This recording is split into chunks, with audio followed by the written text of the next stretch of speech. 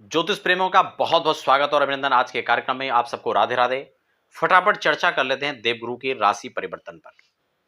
आपने देखा होगा, आपने सुना होगा, अगर गुरु किसी व्यक्ति पर मेहरबान हो जाए तो आप यूं समझ लीजिए कि उस व्यक्ति का कोई भी रास्ता नहीं रोक सकता। उस व्यक्ति को किसी भी समस्याओं से उलझने के लिए, निपटने के लिए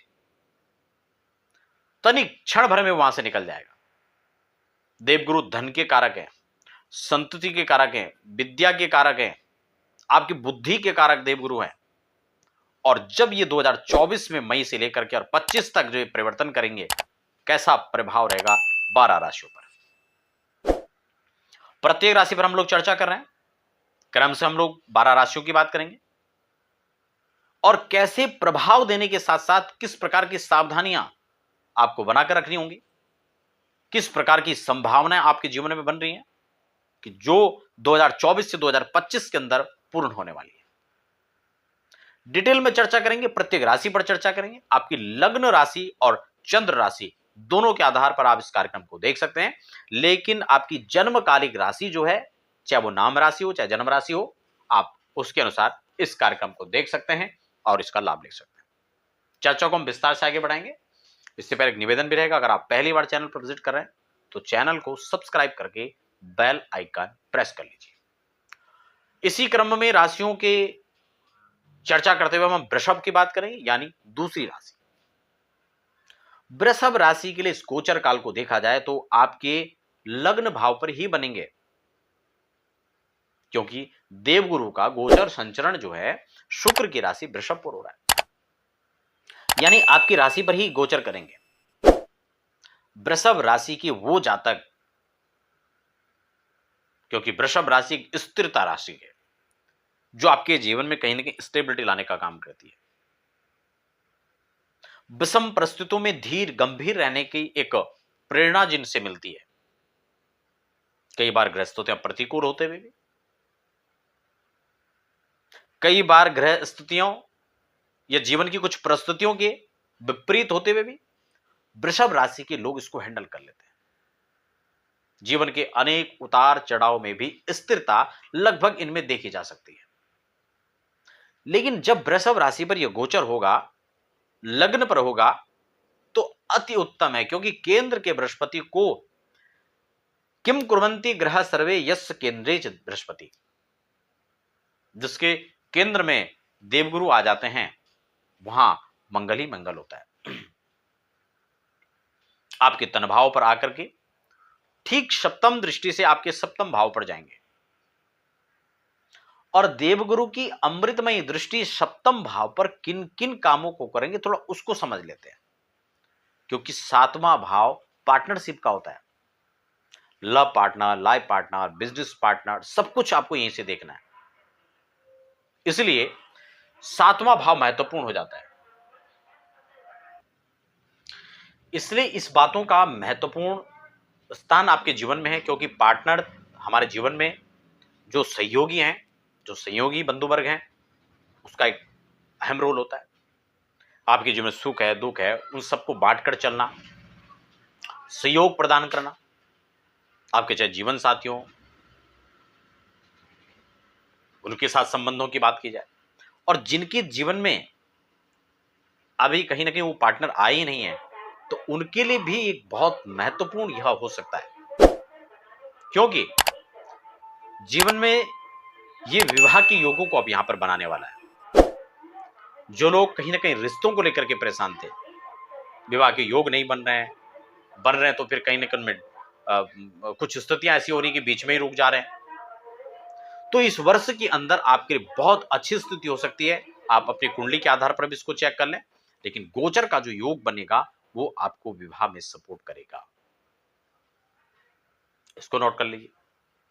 कहीं ना कहीं प्रेम संबंधों के मामले में देखा जाए, जहां दरार की स्थितियां बनी हुई थी, प्रतिकूलताएं आ रही थी, ब्रेकअप की स्थिति थी, यहां पर पुनरुत्थान के संयोग बनेंगे।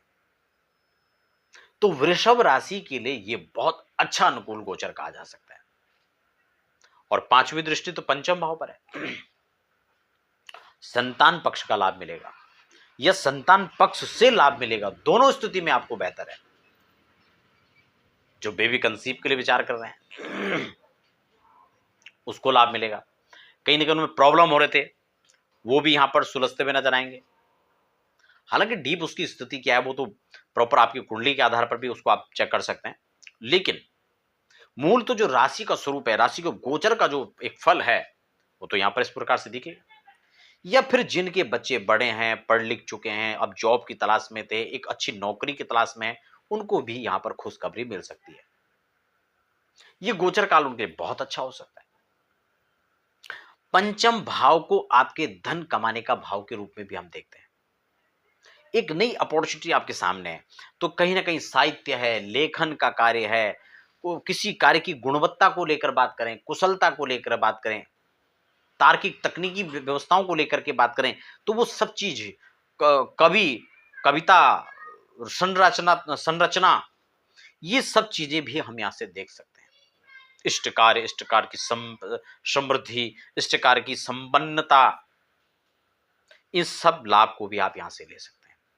और एक बहुत महत्वपूर्ण भाव वृषभ राशि के लिए भाग्य प्रदृष्टि, और भाग्य की महत्ता को तो कहीं झुटलाया नहीं जा सकता, कोई नकारा नहीं जा सकता।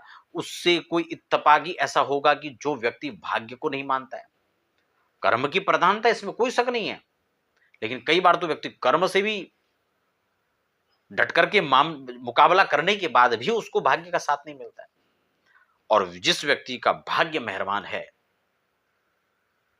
तो वहां तो मेहनती की कहां बात करें, वहां तो जो पुरुषार्थ न करने वाला व्यक्ति है उसका भी उत्थान हो जाता है। इसलिए ये बहुत महत्वपूर्ण, बहुत स्पेशल चीज मैं आपको बता रहा हूं, भाग्य का साथ। तो ये एक काफी विशेष बात मैं आपको बता रहा हूं। इसलिए जो भाग्य भाव पर दृष्टि है ये आपके जीवन में नए परिवर्तन लाएगा।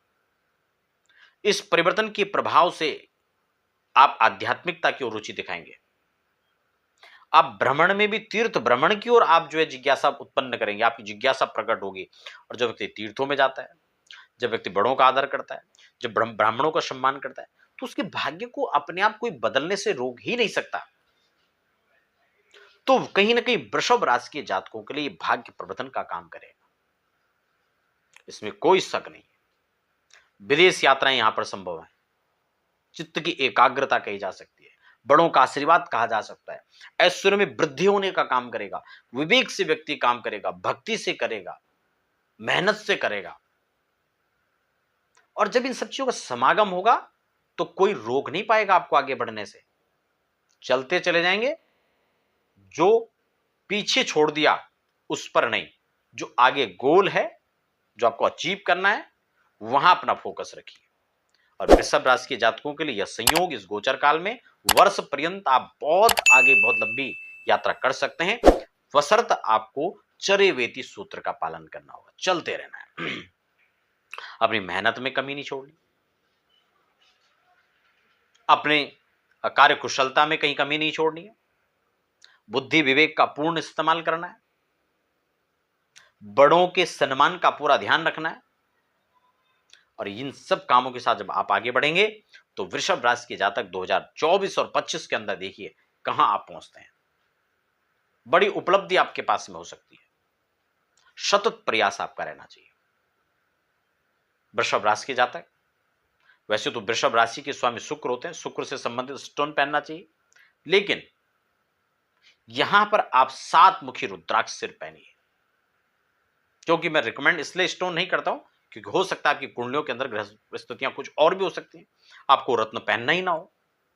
ये आप कुंडली के अनुसार परामर्श लेकर के पहन सकते हैं, लेकिन एक सामूहिक सामान्य जो मैं उपाय आपको बता रहा हूं, आप 7 मुखी रुद्राक्ष धारण करके देखिए, आपको बहुत आगे बढ़ना है। बहुत बहुत मंगल कामनाएं, शुभकामनाएं आपके लिए। तब तक के लिए हमें दीजिए इजाजत, मिलते हैं फिर अगले कार्यक्रम में। राधे राधे।